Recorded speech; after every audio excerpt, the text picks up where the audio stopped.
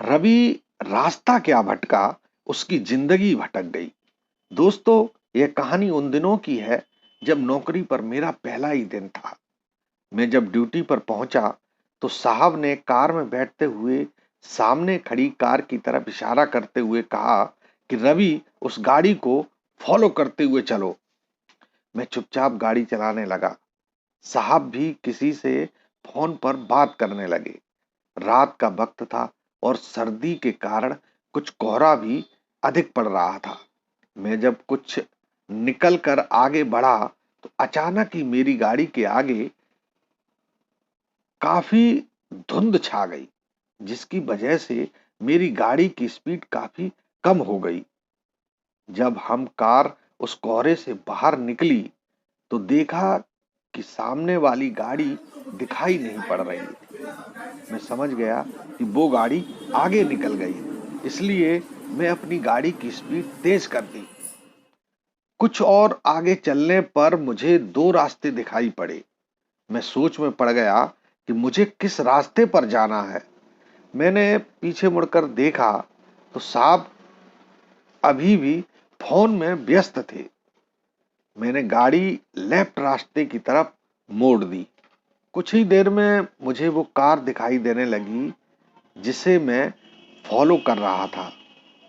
उस कार को देखते ही मैंने सुकून की सांस ली और उसे फॉलो करने लगा। कुछ और आगे जाने के बाद मैंने देखा कि वो कार एक साइड में खड़ी हो गई। जहां कार खड़ी थी वह जगह बहुत ही डरावनी सी लग रही थी। न चाहते हुए भी मुझे अपनी गाड़ी भी वहीं रोकनी पड़ी। मेरी गाड़ी रुकते ही साहब ने मुझे टोकते हुए कहा, रवि, यहां गाड़ी क्यों रोक दी?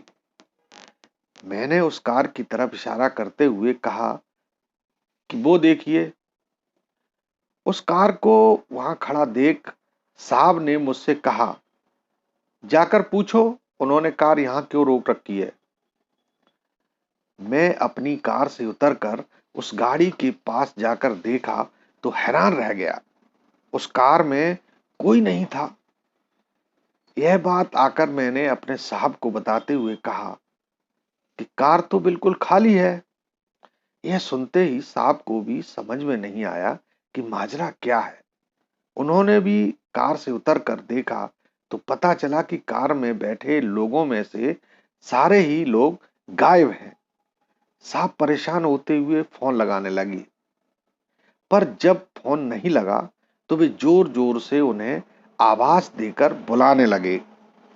तभी मुझे ऐसा लगा कि कोई मेरी कार के पीछे छिपा है। मैंने वहां जाकर देखा तो पाया कि वह उस कार का ड्राइवर था। मैंने उससे पूछा कि तुम यहाँ क्यों छुपे हो और बाकी के लोग कहाँ हैं? तब वह ड्राइवर बिना कुछ कहे वहां से खेतों की तरफ भागने लगा।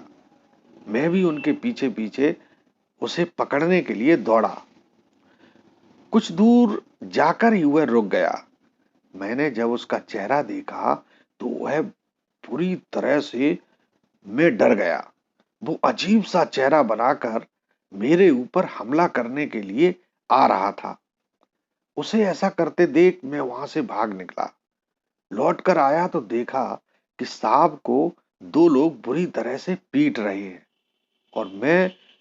और वे खून से लथपथ हैं। मैं हिम्मत दिखाते हुए उन दोनों से भिड़ गया, पर वे दोनों ही मुझ पर हावी हो गए। तब तक जिसे मैं ड्राइवर समझ रहा था वो भी आ गया।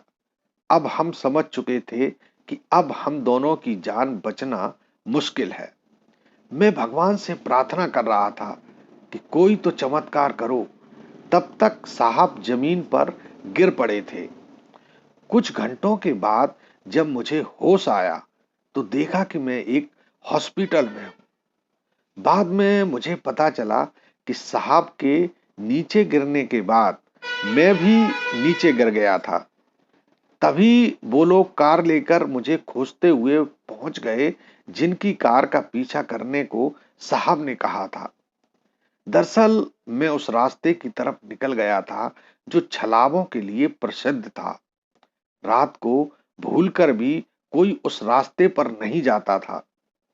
यह भगवान का ही चमत्कार था कि उस वक्त रहते साहब के साथियों को हम लोगों के पास तक पहुंचा दिया, ताकि हमारी जान बच गई।